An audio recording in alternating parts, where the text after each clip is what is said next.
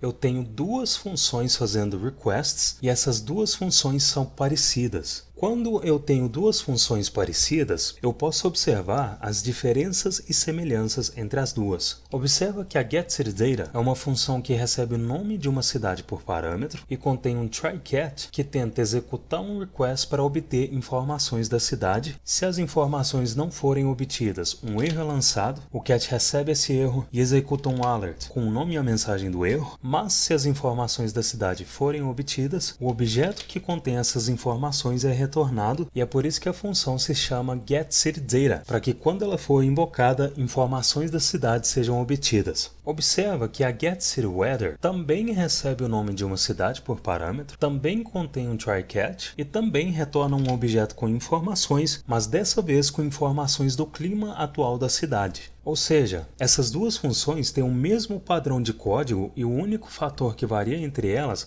é a URL para qual o request está sendo executado. Então, para declarar minha função genérica e reutilizável de requests, por enquanto, eu vou comentar todo esse código aqui abaixo, e como essa função que eu vou criar vai ser reutilizável, eu preciso dar um nome para ela que descreve o que ela faz, mas sem especificar quais dados ela vai buscar, porque esses dados vão variar. Então, eu posso renomear ela para fetchData, por exemplo.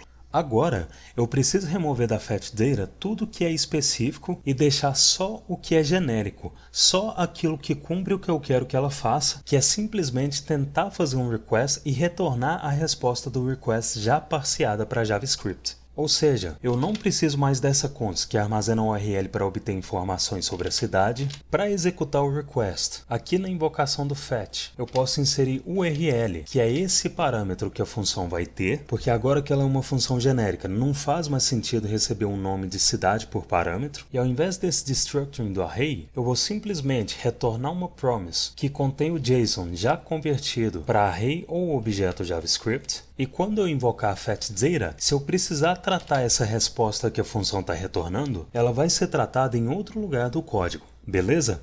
Então agora que eu tenho uma função genérica e reutilizável para fazer os requests, para eu obter informações da cidade da qual eu quero saber o clima, eu vou declarar uma função getCityData, só que dessa vez eu vou fazer com que ela retorne as informações da cidade, e para ela retornar as informações da cidade, ela precisa executar um request para a API, certo? Então const getCityData recebe uma função que vai retornar o valor que a invocação da fetchData retorna, que é a resposta do request já passeada para JavaScript encapsulada em uma promise, só que a fetchData precisa receber uma URL como argumento. Qual que é a URL que eu uso para obter as informações da cidade? É essa URL que a invocação da getCityURL retorna. Só que a invocação da getCityURL precisa receber o nome da cidade que eu quero obter as informações. De onde que esse nome da cidade pode vir? Eu posso receber esse nome por parâmetro. Agora, se eu deixar a função assim, ao invés de retornar um array, a invocação dela vai retornar uma promise. 3 segundos para você pensar. Por que vai retornar uma promise? Porque toda função async retorna uma promise que encapsula o valor que ela está retornando. Só que nesse retorno, como o response.json já retorna uma promise, não vai ser adicionada uma promise extra para encapsular a promise que esse return está retornando. Nada disso. A fetchData vai retornar uma promise com a resposta da requisição parseada para JavaScript. Só isso. Como a invocação da fetchData retorna uma promise, se aqui abaixo eu invocar a getCityData, que recebe São Paulo, e por enquanto encadear a invocação de um then, que recebe a referência do console.log, eu vejo no console os dados da cidade de São Paulo que eu obtive da API. Vamos testar se o catch do try-catch está funcionando? Se eu remover o separador entre esses parâmetros do endpoint e salvar, o alert com o nome e a mensagem do erro é exibido, só que qual que é a sacada de usar o try-catch? Se eu clicar em OK, opa, apareceu undefined aqui. Ou seja, mesmo com a aplicação lançando um erro, como eu estou usando o try-catch, o código da minha aplicação continuou sendo executado depois do lançamento do erro.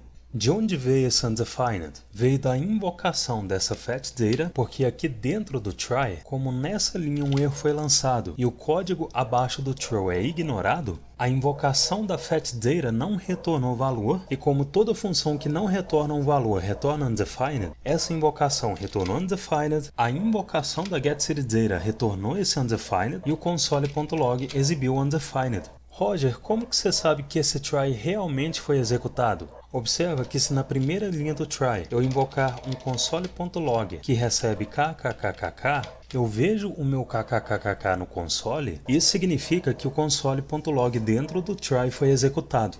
Roger, e como que você sabe que esse undefined foi executado por esse console.log do then? Eu vou remover esse console.log do try e observa que se eu inserir value como parâmetro da função do then e executar nela um console.log que recebe um objeto que contém uma propriedade value, que recebe o value, eu vejo esse objeto no console, beleza? Então eu vou inserir outra vez no endpoint o separador dos parâmetros, e agora que eu testei a getCityData, por enquanto eu vou comentar essa invocação dela. Você pode estar pensando, Roger, essa expressão não ficou legível. E na verdade, depende.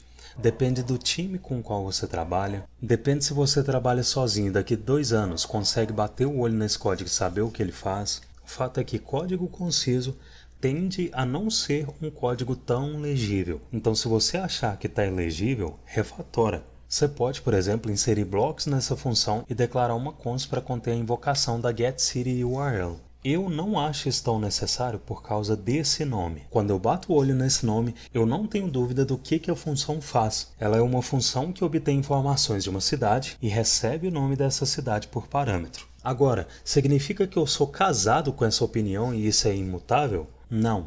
Eu sou casado com o que eu vejo que dá mais resultado para mim ou para o time. Se eu trabalho com um time que acha essa concisão de código inviável, seja por qualquer motivo, não faz sentido eu ser inflexível com a minha opinião. Então agora que eu estou obtendo as informações da cidade, eu preciso obter as informações do clima dessa cidade. E eu estava obtendo informações do clima dessa cidade através dessa função getCityWeather. Então aqui acima, para declarar uma função refatorada dela, eu vou inserir uma const getCityWeather que recebe uma função, e dentro da função eu vou vir aqui abaixo e colar essas 3 primeiras linhas para a gente analisar o que essas linhas estavam fazendo.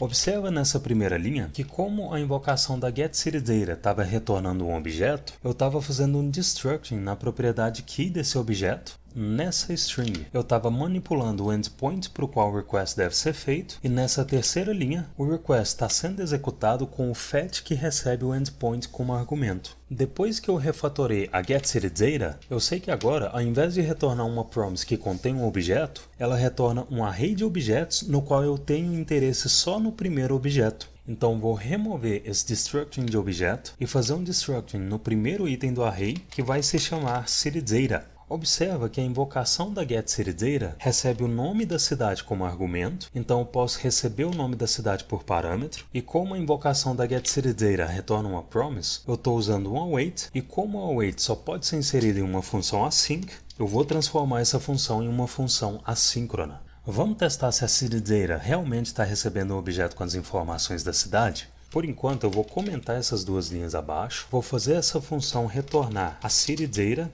Vou substituir essa invocação da getCityData pela getCityWeather, vou deixar o then recebendo só a referência do console.log, e se eu salvar, eu vejo no console o objeto com as informações de São Paulo. Show! Agora eu tenho que implementar o request que essa função vai executar para obter as informações do clima da cidade. Então vou descomentar e subir essa const que armazena a URL para qual o request vai ser feito nessa interpolação da key. Por enquanto eu vou inserir citydata.key, e para executar o request eu vou substituir essa invocação do fetch pela fetchData e vou fazer a função retornar a promise que a invocação da fetchData retorna, que contém a resposta da API com as informações do clima da cidade. E aqui no console eu vejo dentro de um array um objeto com as informações do clima. O que mais que eu posso melhorar nesse código?